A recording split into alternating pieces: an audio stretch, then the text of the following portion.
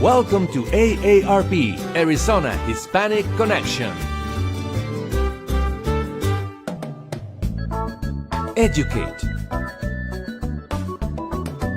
Celebrate. Connect.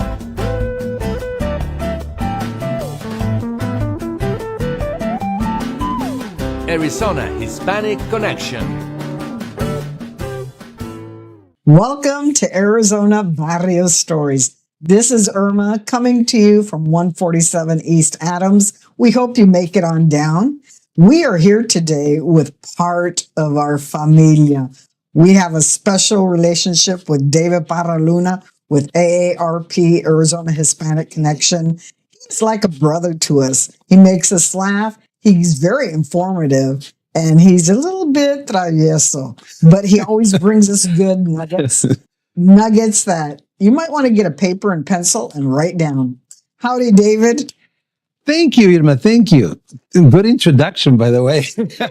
You can pay me later. Yeah, we laugh a lot here, so that's good. We have a lot of fun doing these shows, and we learn a lot. And I'm glad, actually, that you and the crew here have expressed that you yourselves have learned a lot just on our conversations. Of course, I guess I'm privileged to work for AARP.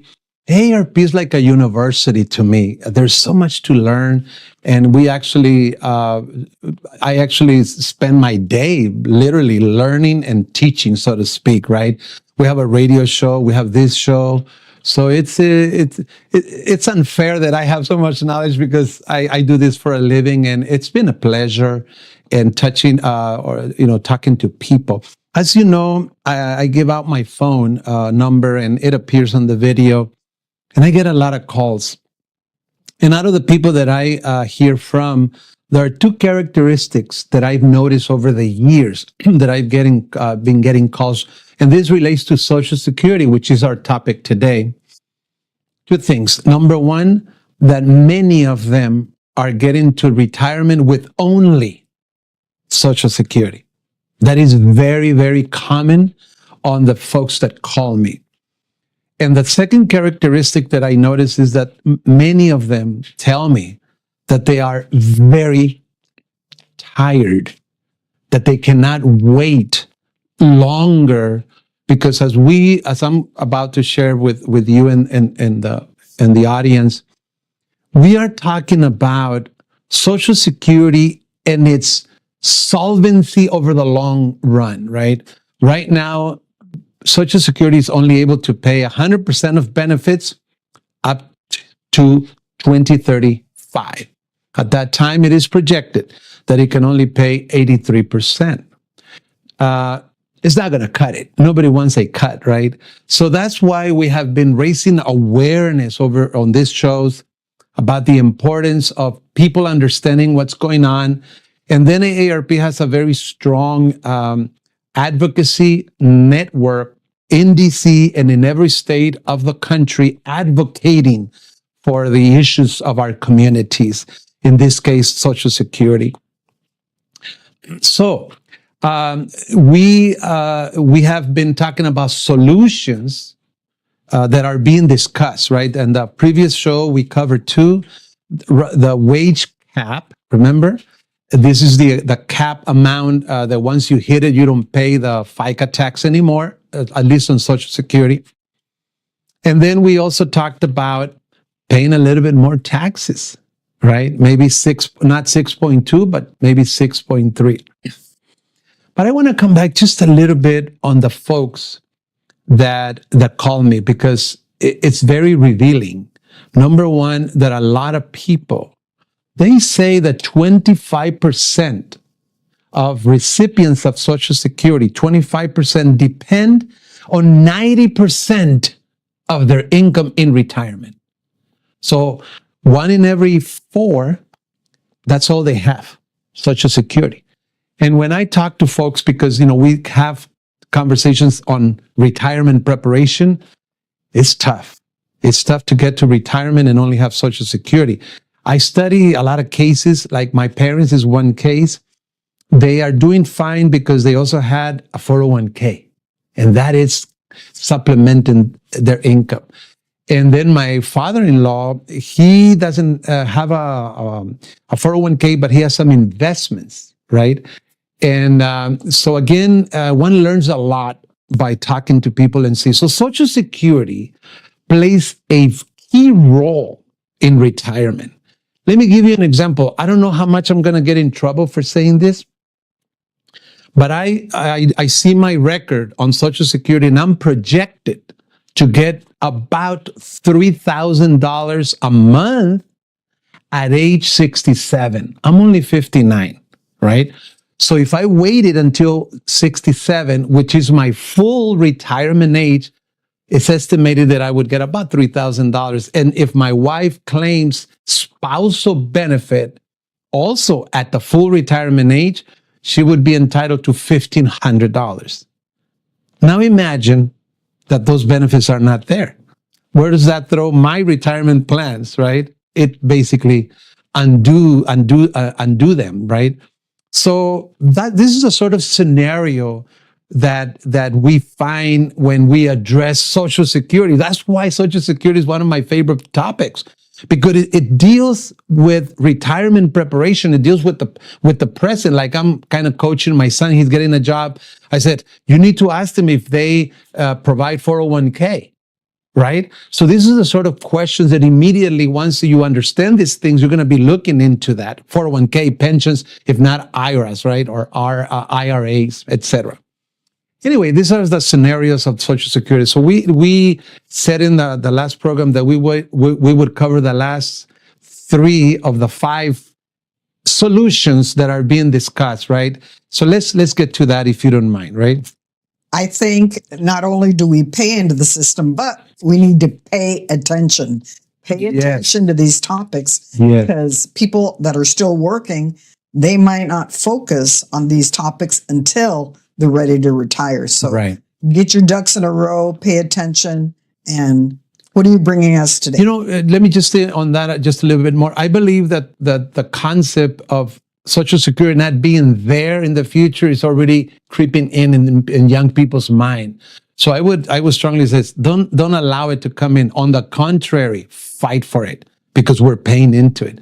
It doesn't make sense for me to pay all my life and then get to it and then there's nothing waiting for me, right? Okay. So the next one, remember we still have 3. This one is to raise the full retirement age. As I said, it used to be 65. Then they moved it from 65 to 67. So why is the full retirement age important? Because Social Security calculates your benefit based on your full retirement age. So the statements that come to your house, or if you happen to have opened an account at socialsecurity.gov, they project it based on your full retirement age. So they will give you 100% of your benefit if you claim them at your full retirement age. If you claim them before, they will be a deduction. And they say that roughly you would get about a 25% reduction if you claim it at 62, which is allowed. But doesn't necessarily mean that it's in your best interest. Some people are of the opinion that you're better off claiming them at 62. Others, no, you better wait. I think it depends on each case. If you don't depend too much on Social Security, then you may have more flexibility. But everybody has to do their homework and see what's best, what works best for them, right? Early retirement at 62 or at full retirement age. Well, one of the solutions is, guess what? To move it to 68, 69, or even 70. Oh my. For some people, that's going to be really hard. Yeah. And that's why I mentioned that the 2 characteristics of the folks that call me that I notice is people are tired. Maybe most of us or some of us work in an office. It's kind of easy job, so to speak, physically. But imagine you work in construction, on the roofs, on AC, air conditioning, and many other jobs. They're very tiring. And then your bodies just take a toll, right? Physical labor sometimes it's hard. Yeah. So for those folks, obviously, it wouldn't be a good thing. And it's obvious then that then you would have to wait a little longer to get more benefits. So that would be now that the retirement, the early retirement will still stay at 62 according to this solution, right? So that's one of them, or that's the first one of the last three that we're supposed to cover. Let's move on to the fourth one. Can you read it for me, if you don't mind? Solution 4, reduce benefits for high income earners. Right. So there is a formula that calculates benefits. And even I had mentioned briefly in past shows that for folks with little income or lower incomes, their formula works in their favor. So basically, they get a little bit more than if they apply the same formula across the board. But they get a little more money because they have put into the system maybe less, and they would get less money. Whereas the folks that make a little bit more, the formula basically it's a little different, right? Well, with this solution to reduce benefits for high income earners, it would require a change of formula. Returning less money to higher earners. So the formula would do that. So it would, if you make, however much money, then the formula wouldn't favor you. Therefore, you wouldn't get the same amount, but you would get a little less. So that would be this would be the fourth solution, right?